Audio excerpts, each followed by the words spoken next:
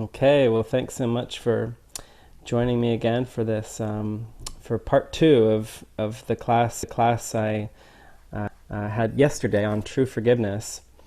We had some technical difficulties yesterday, so if those of you who may have watched the video live or later on YouTube probably noticed that for quite a ways into it there was a lot of choppiness at some point, and I don't really know what, really there's no causes in the world, so we can't really say what the cause was definitively, as in terms of like a worldly cause, but someone had suggested in the Hangout that I turn off the video and just have it be audio. So yesterday's video was just mostly audio. It's starting at about 11 minutes and 30 seconds into it. So you can listen to part one on YouTube, and I would probably recommend skipping to 11 minutes and 30 seconds.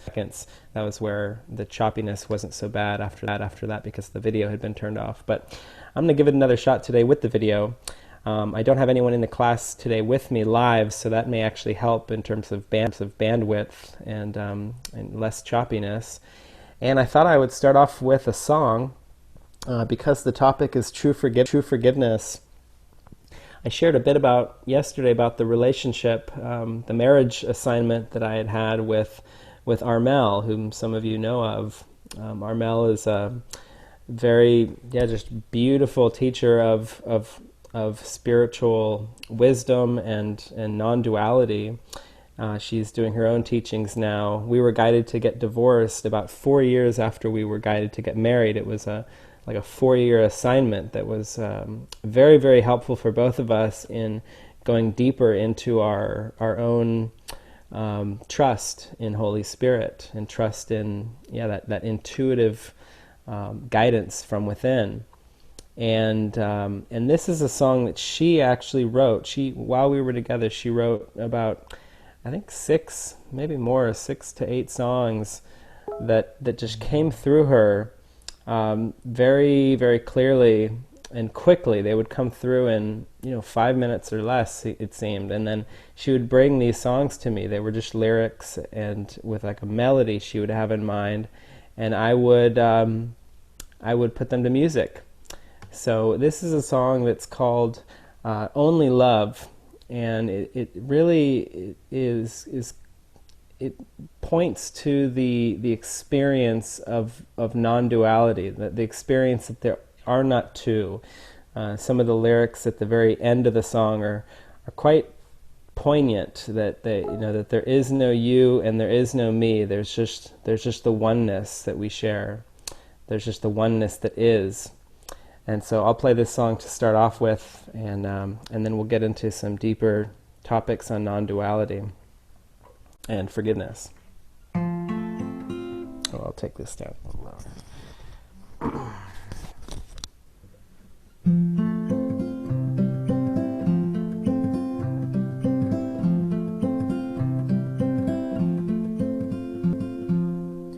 Only love, only love, only love, only love, only love. There is only love. The past is gone, and I have been so mistaken. In everything I saw, nothing was real. Past is gone, no more future. Time and space disappear. It was just a dream. Only love, only love, only love, only love, only love. There is only love.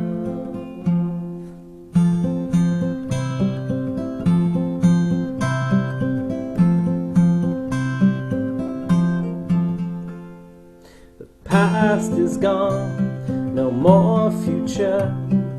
Time and space disappear. just a dream. Here or there, in or out, it's all the same. No more barriers.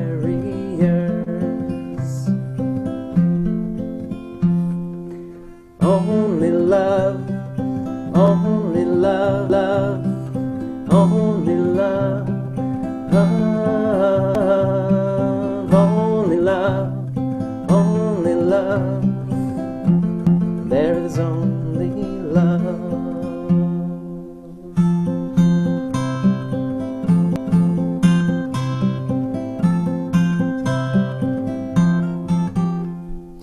You and me, up and down, they all collapse.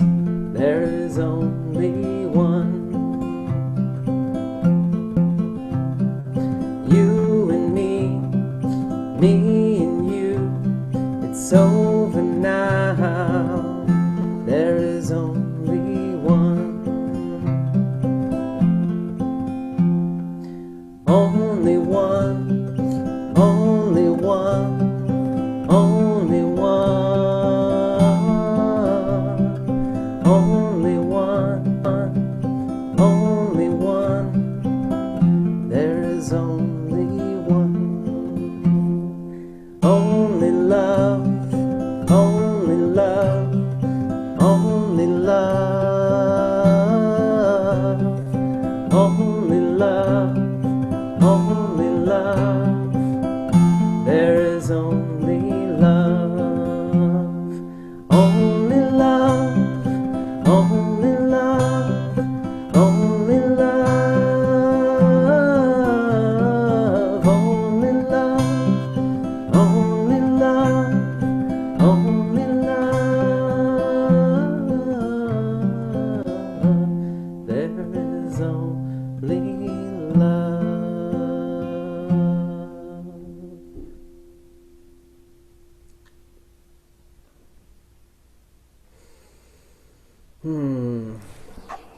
Yeah, that's always been one of my favorite songs that came through our mail, although all of them were just so beautiful, and it was just such a beautiful collaboration to join with her and to join with the spirit that was coming through her, and to put these songs to music. And I got to tell you, that was also very challenging because this, and this gets into true forgiveness. It was an opportunity for me to really let go of the beliefs that I had about music and how to write music and how to collaborate on music. And by the way, I just want to say, I know that some of you are watching this live right now, and if you do want to interact in any way, I think the best way for now, unless we've joined in the past in Google Hangouts, there's been a lot of technical issues with trying to include people in the call, but I can help if you do want to be participating live at some point in the future. Just email me or contact me in any way. All my contact information is pretty easily accessible online. And we can do a one-on-one just to train you on how to use Google Hangout. But for now, if you do have questions or if you want to interact, there's a little Q&A app that's on the video screen. It says Q&A there, and I think if you click on that, you can type in questions or make comments that I'll be able to see. You can also comment on the event wall down below, and I may keep an eye on that as well so that I can answer any questions that you may have. So I'm just getting myself ready for that in case anyone does have questions. When Armel and I came together, it like I said, it was like an assignment. It was like a Holy Spirit arranged marriage. It was very radical and quick. How we were guided together. We were guided to get married before we even had met. Basically, Armel heard the guidance and called me. And shared that she had heard from the Holy Spirit that we were supposed to get married in 2 weeks. And I was at a retreat at the time with David Hoffmeister. And found this guidance to be quite shocking, but David could feel the joy behind it. I could feel the joy behind it, although I had a lot of ego thoughts coming up as well about what other people might think, like my family. And I had a girlfriend at the time. That was something I actually wasn't guided to be in that relationship with that girlfriend at that point any longer, but I had sort of been neglecting the guidance I'd been receiving to break up with her. And so I had to break up with her after I had felt that it was guided for me to get married to Armel. And the relationship really triggered a lot of deep, it flushed up a lot of unconscious things for me that I didn't even know I had strong beliefs around. And one of them was music. That song I just played was the result of a collaboration between Armel and I. And we had several of these collaborations, not just with music, but with traveling and teaching together and living together, just all the things involved in being married with someone. But the musical collaborations were, they were just so much fun, but also they would force me to question the way that I thought a song needed to be written. And what I mean by that is she would come to me with a song, with the lyrics and the melody, and I would automatically start kind of trying to compose a song around it that I thought would be best for it. And sometimes she wouldn't agree, and she would have her own ideas about how the song should go, and I had to really stay in that state of humbleness and willingness to fully listen to her and to fully take all of her suggestions or whatever was coming up for her, to really take it in and be open to letting go of my ideas, but also to be open to the fact that maybe what I was hearing was actually the most helpful thing, and yet not being stuck on it, not being attached to it.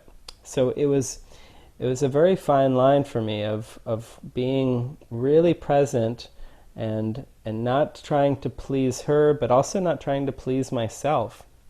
One of the guidelines that we live by in David Hoffmeister's spiritual community, which I've lived in on and off for several years now, is no people pleasing.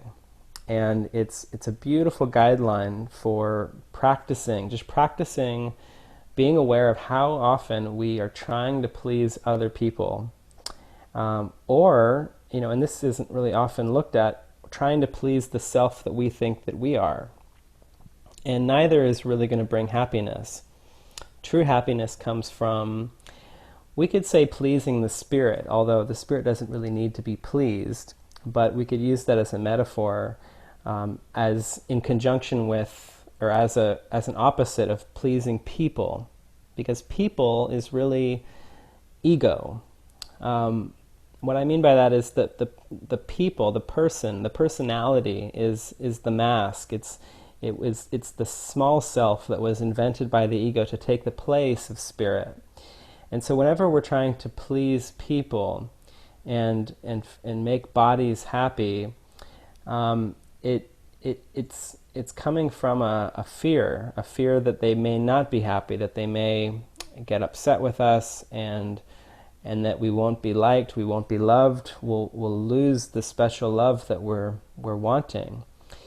But we also want to just be aware that this goes so deep. I mean, the idea, we can't just flip to the other extreme and say, well, I'm not going to please anybody anymore.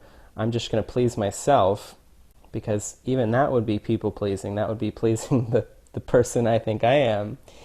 And following the Holy Spirit, or staying in the state of true forgiveness, is about really, it's a deep attentiveness. It's a very deep state of attentiveness to what's truly helpful. And I think in the early stages of really training our mind to be attentive to the Spirit, it just takes a lot of experimentation.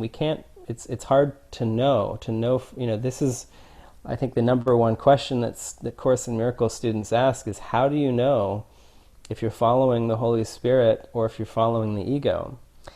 And I think the best answer to that is that, well, just keep practicing, keep having the intention in your mind to follow the Holy Spirit, and you'll get better and better at discernment. Because, discernment is really that's the answer. The answer is learning to discern the difference between the two voices or the two motivations. We can tell that we're following the ego when we have a hidden agenda. But if it's hidden even from ourselves, which the mind is very good at hiding things even from itself, then we're not going to know we have a hidden agenda. So in A Course in Miracles, Jesus says that the one right use of judgment, his whole course is about learning to not judge, but he does say that the one right use of judgment is how do I feel? To get in touch with my feelings, and that my feelings can be a barometer. They can help me to get in touch with that discernment of if it is the ego that I'm listening to and following. If I've made a decision with the ego, I'm not going to feel good. I'm going to feel a sense of guilt. I'm going to feel a sense of strain and stress. It's going to feel like I'm efforting, like I'm trying to force something. And it's really important to be willing to pause. There are these little cards that I saw that I forget her name now, but there's a woman who wrote a book about following the Holy Spirit, and she made these little cards called Pause for Inspiration, and they have a few little notes on them. But I always like that idea, pause for inspiration, just as something to remember throughout the day. If there isn't a feeling of inspiration, if I'm going through the day and I'm feeling kind of sluggish, or if I'm feeling even worse, some kind of despair or depression, then I need to pause. I need to really pause and go inward and be open to another way of perceiving. It's not really that there's anything wrong with what I'm doing per se, but if what I'm doing is coming from a hidden agenda, if it's coming from a fear, then I will be in a state of stress. And the Spirit always has a more practical solution for us. It always has an answer that will help, that will give us an alternative.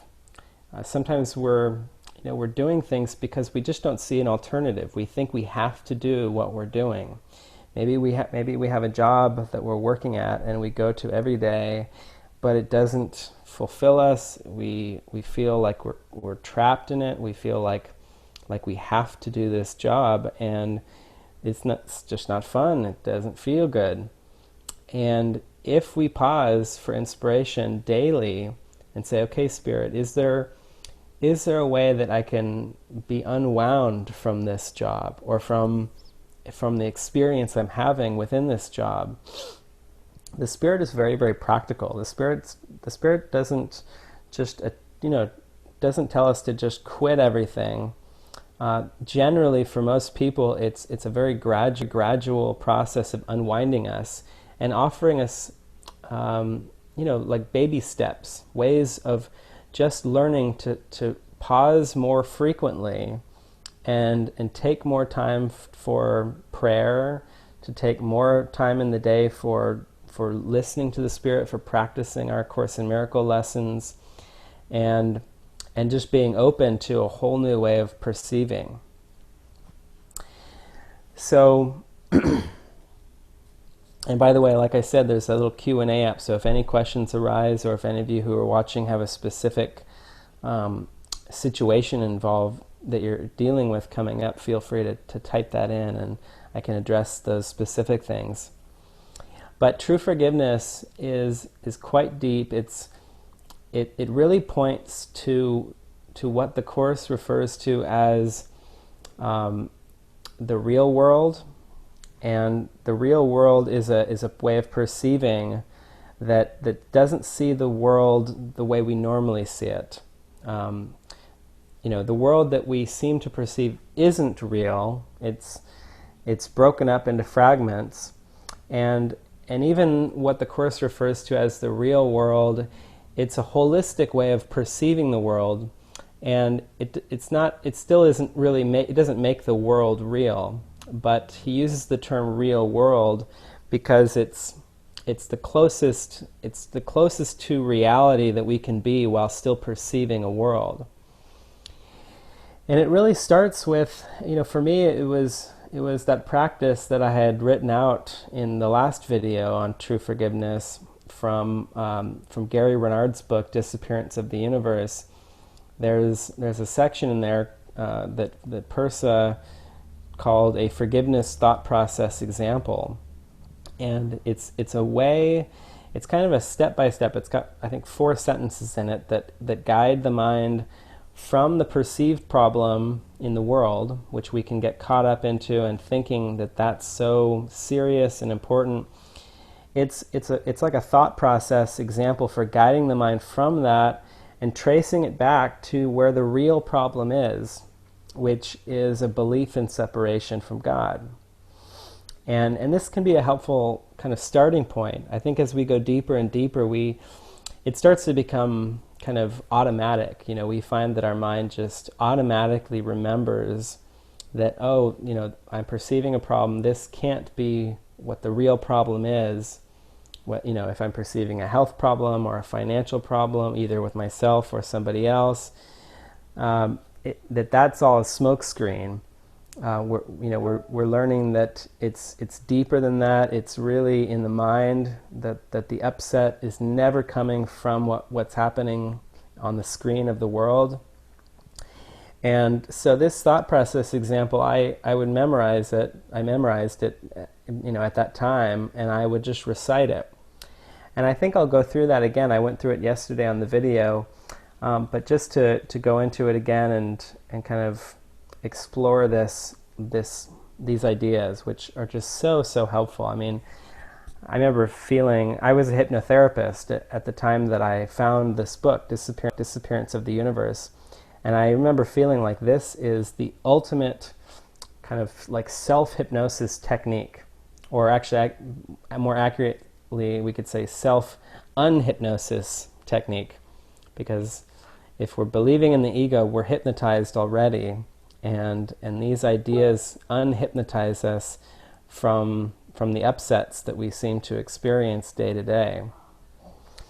So the paragraph basically says, it starts off with where you want to just think about the situation or the person or whatever the context is, whatever it is that you're perceiving to be the problem in your life or in someone else's life, whatever seems to be the cause of the upset. It could be a political issue, it could be something with the government, it could be an environmental issue.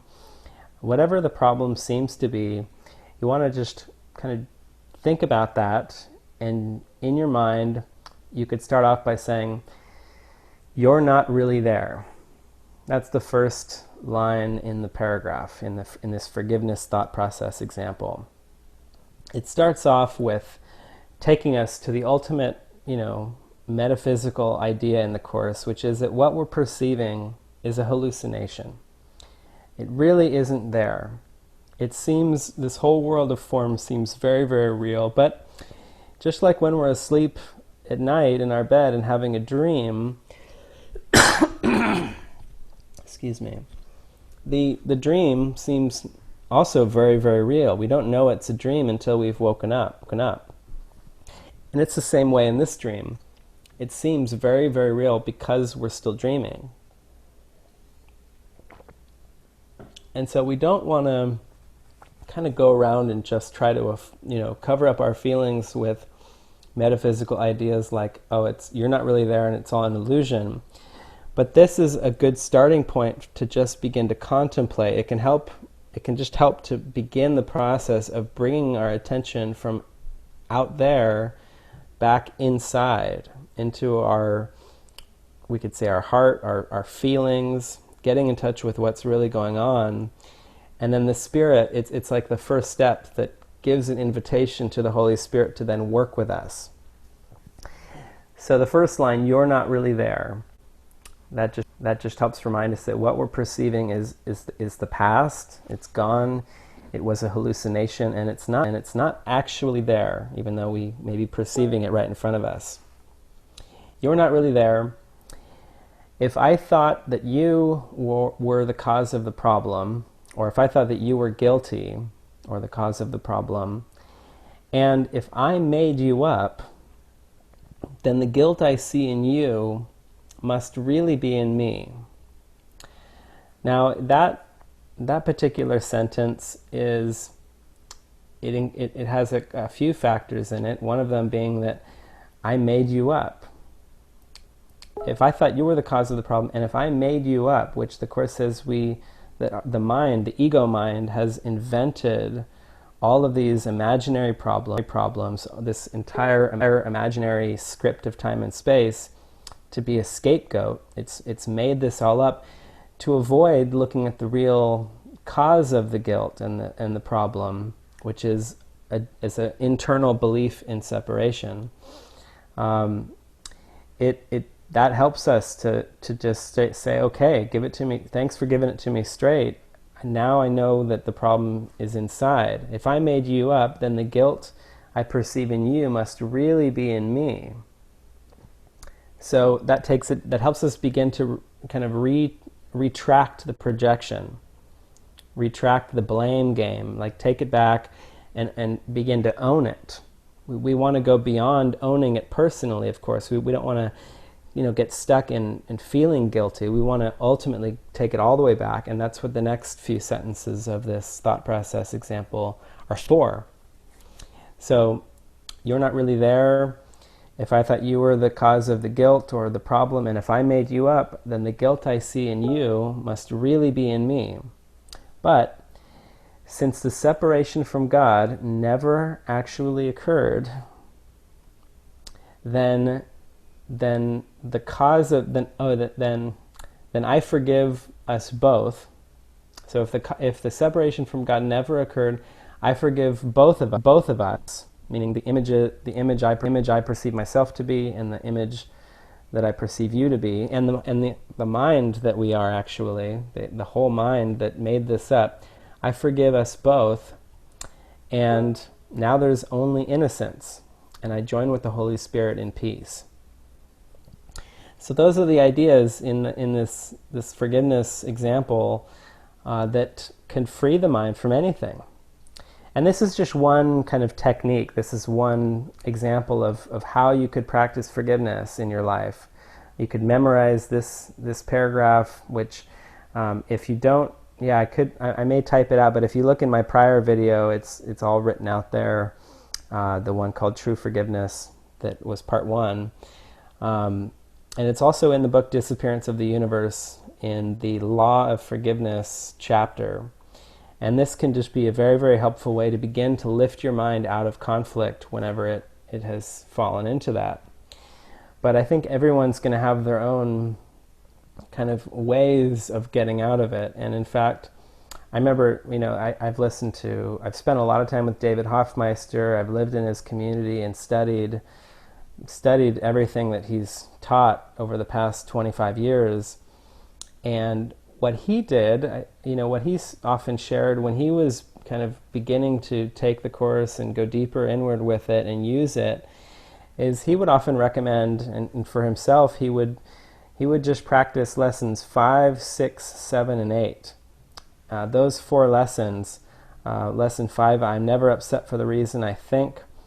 Number 6 is I'm upset because I see something that is not there.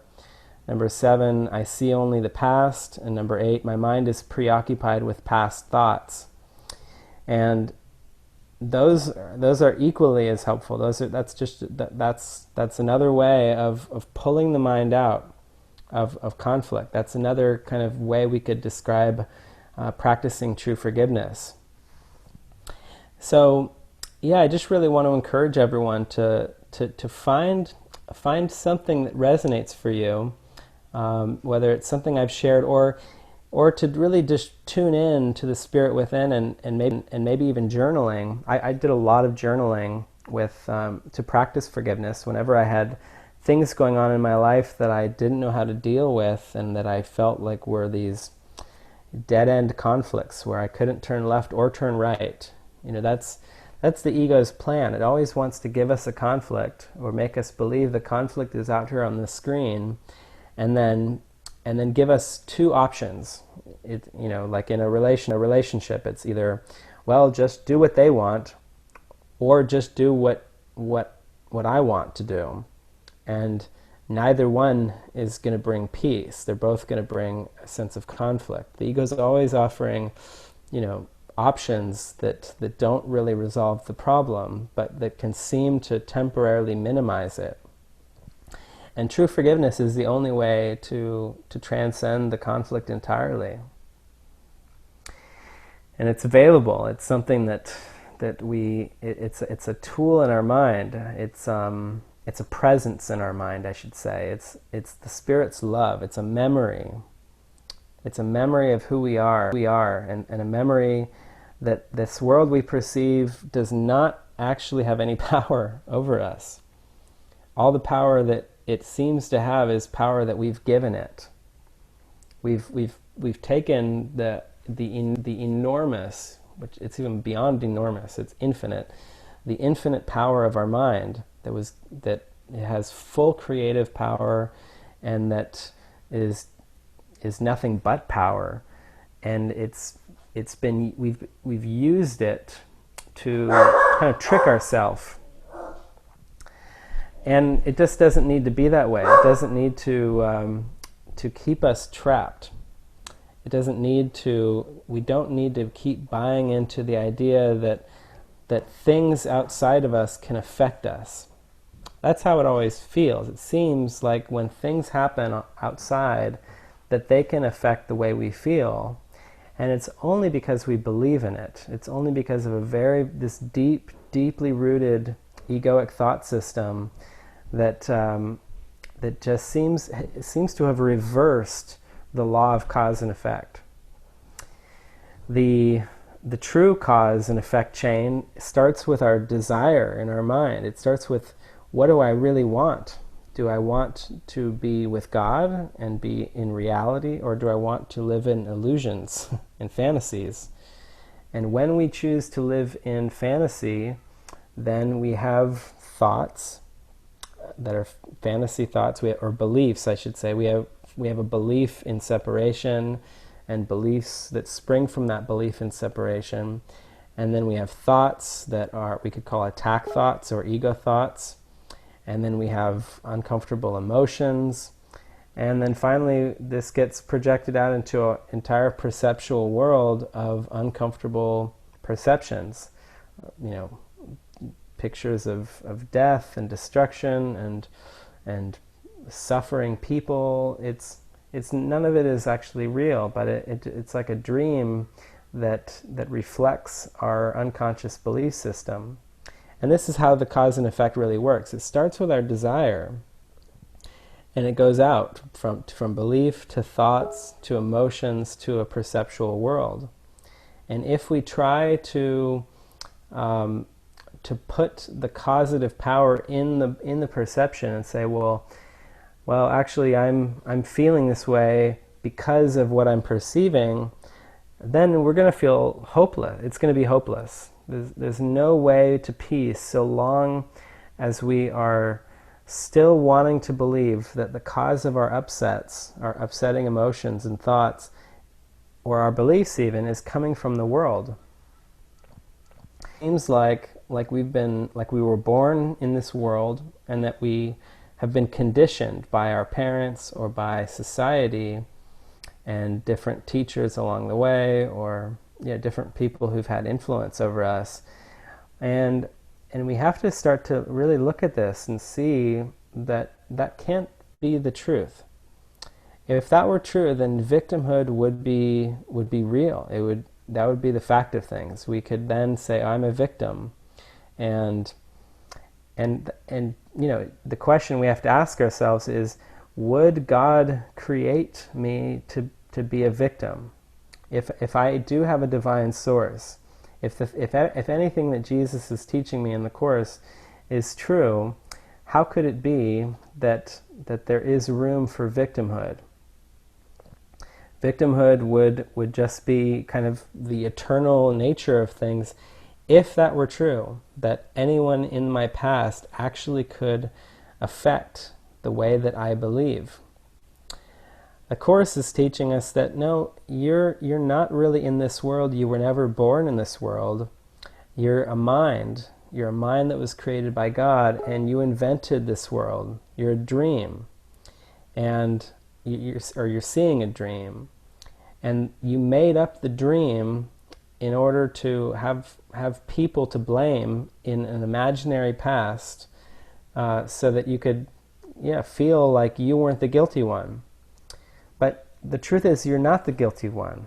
That's what the Spirit wants to remind us. You don't have to feel guilty because you didn't really separate from God. But in order to come to that experience, you have to be willing to face what you believe to be the separation.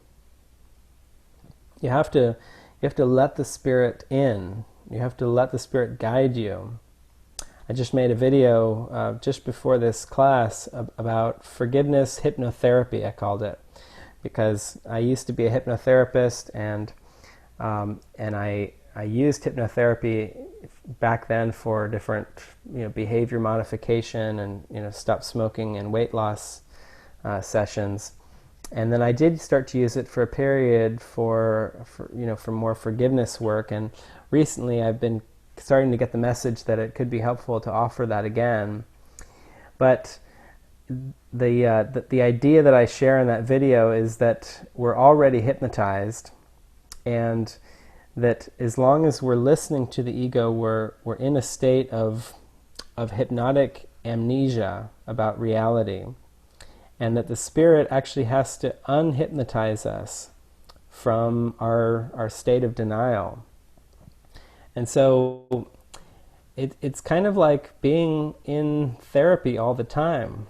That's really that's how we want to, that's kind of the attitude we want to try to maintain throughout life, is, as opposed to being prideful and thinking that we know what we're doing, and trying to be an adult and trying to, think that we're actually in control. It's much more helpful to think of ourselves as a very disturbed client who's come to the Holy Spirit as a master therapist or hypnotherapist, and that this master therapist is here to unwind our mind from this delusional, crazy world that we've bought into, where we seem to see people that aren't even there, and hear voices that aren't really there, and do things that have no meaning whatsoever. And of course, it's going to trigger fear. The ego is going to shake in its boots every time that we take on that attitude, and drop the mask and drop the sense of I know anything. As long as we think we know anything, then we're lost. We're actually completely lost. Even about A Course in Miracles. If I think that I really know about A Course in Miracles, and I claim that this is coming from me personally, and that I can actually know something about it, it's lost. I'm lost. I'm caught up in the ego's version of knowledge, which is a substitute for true knowledge, that is just a pure state of mind. I shared in one of my other videos recently about how I was invited to go to a Jehovah's Witness Kingdom Hall meeting with Armel when we were living in Ireland a few years ago together, back in 2011. And I was terrified of talking to these Jehovah's Witnesses, because I didn't want to get into a conflict. I didn't want to try to defend my beliefs or feel any sense of aversion towards their beliefs. I just wanted to avoid the whole interaction altogether. But we were actually guided to go to kind of start connecting with these Jehovah's Witnesses while we were in Ireland. And I discovered that the real purpose of it was for me to let go of thinking that I know anything about spirituality. Even to think that I know what A Course in Miracles teaches, and that my path, my A Course in Miracles teachings are higher than your Jehovah's Witnesses teachings, is arrogant. It's actually completely arrogant. And the only way to really come to an experience of peace is to see that all beliefs, including A Course in Miracles and any other spiritual belief you can think of, any philosophy or really any belief at all, that these are still within the realm of the sleeping mind, we could say. In heaven there's no beliefs. You don't get to heaven and then you kind of go, yay, I was right about Course in Miracles.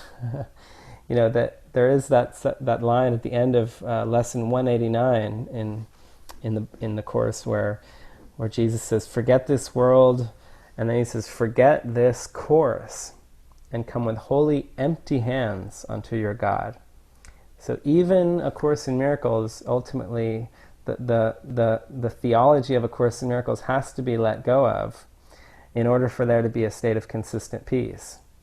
And so I had this experience in Ireland where, I had to really let go of thinking that I was right and that they were wrong about their beliefs, and look beyond it. Just really be willing to let the Spirit shine through and offer me the love that is all I really want. We don't really want another theology. We really want an experience of love. That's what these classes I'm doing are really for. I really don't care about imparting intellectual ideas. I'm really here to have an experience and to just be in an experience with you, and if ideas come through that help you go deeper into your practice of the Course, that's really what it's for. But it's not really about building up an intellectual knowledge. That can be a stepping stone still for many, for me, and I think for many people, it's who are already very intellectual.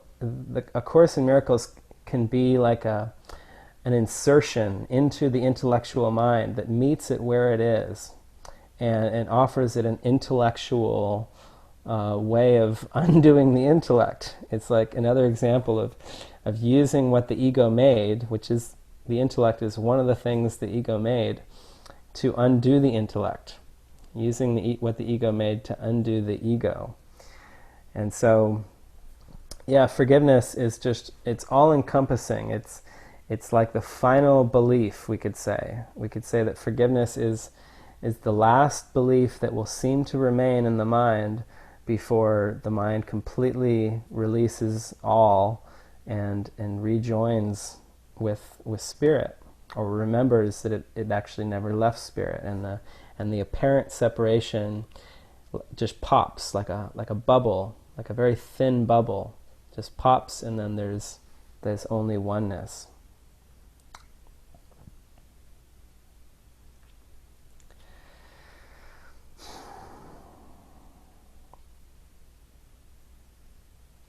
So that's my initial spiel, we could say, on true forgiveness. And again, I just want to ask if anyone has any questions or any comments. Just you can type them into the Q&A app there. I assume it's showing up on the screen. There's been all these little tech issues, and I'm just watching it go by and trusting that everyone will get exactly what they need.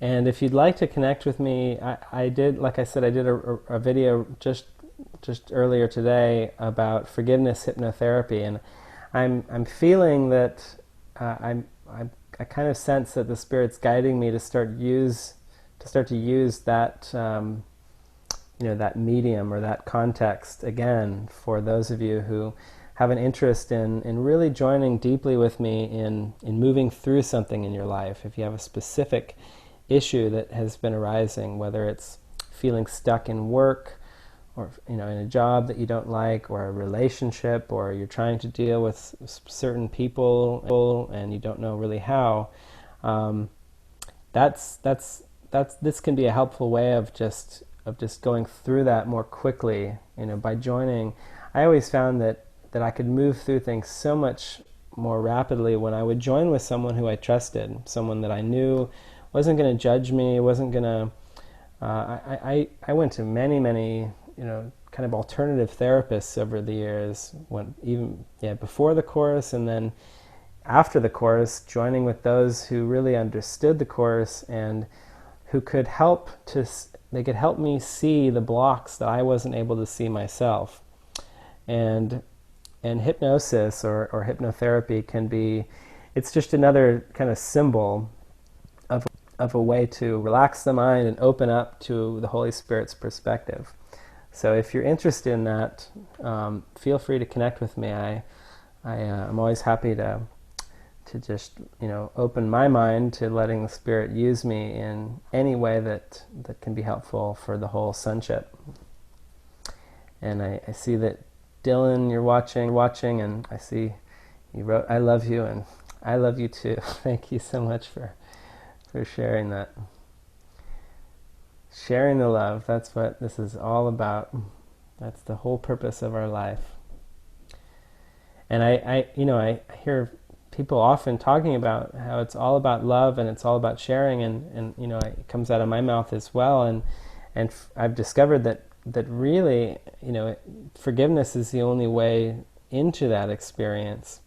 We don't really know how to love truly, but we do have the ability to join with Spirit and let Spirit's love come through us. And that's what that's what the whole book is about, the whole course, and what our life is aimed at is that process of undoing the pride, undoing the things that we know, that we think we know, and kind of clearing the mirror of the mind so that love can come through us, and that we can just be a demonstration of this love that is beyond this world. There really isn't love in this world. There really isn't, there really is only one love. We often talk about different types of love, like, romantic love, or love that you may have for your siblings or your children. But really, the only love that is real is the love of God, the true holy love that it doesn't attempt to go only to certain people. It's not exclusive. It's what we are, and by being so humble with ourselves and just accepting that maybe I've never experienced love in this world. Maybe I don't really know what love is truly. Maybe I've had glimpses of it or symbols of it, but that I don't really know about. But I'm open to it. I'm willing to forgive. I'm willing to see things differently. I'm willing to be wrong about everything that I've ever believed. And then the love can come shining through.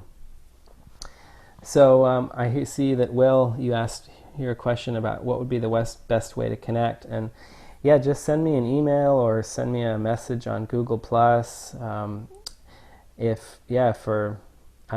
I'm available, this is my life. I'm on the internet quite often. I'm either kind of just praying with the Spirit and being still, or I'm sharing through these videos or one-on-one with people. There's a retreat coming up with David Hoffmeister, so I get calls for people who want to register for that. That's pretty much my whole day. I basically have just somehow I've been guided into this space now where nothing else seems to be happening other than that which will truly serve for spiritual awakening.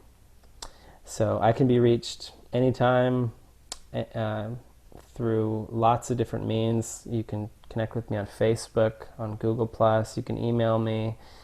You can call me on my cell phone. All that information is on the internet. And if you go to my website, which is right there, acimmusic.org, all my information, contact info is on there. You can also, there's a little form you can fill out to send me a message. And I'm always happy to hear from people and to just connect in this purpose.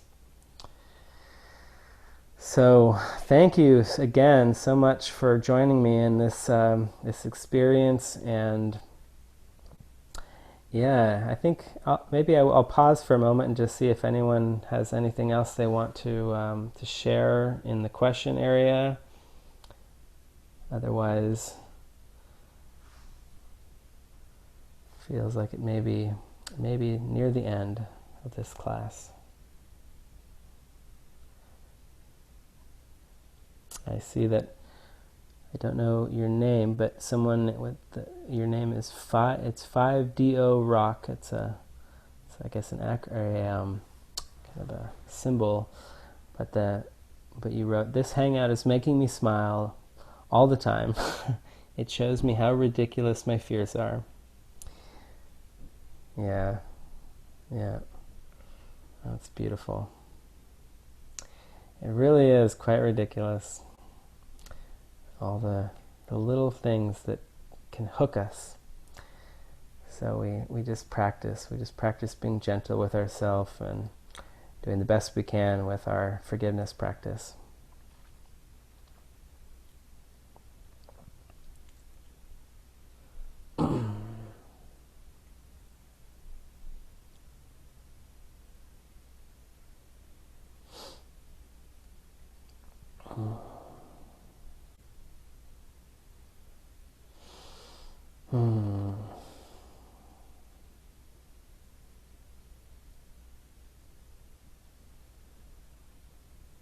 Oh, Dorothy is my name, you wrote.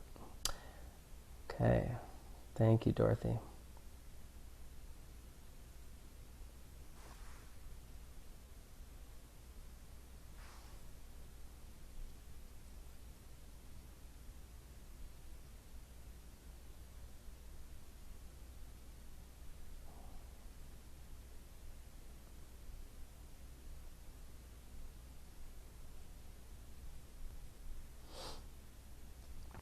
Yeah, and if any of you want to connect with me after this class, one-on-one, I will be available, so just send me a message.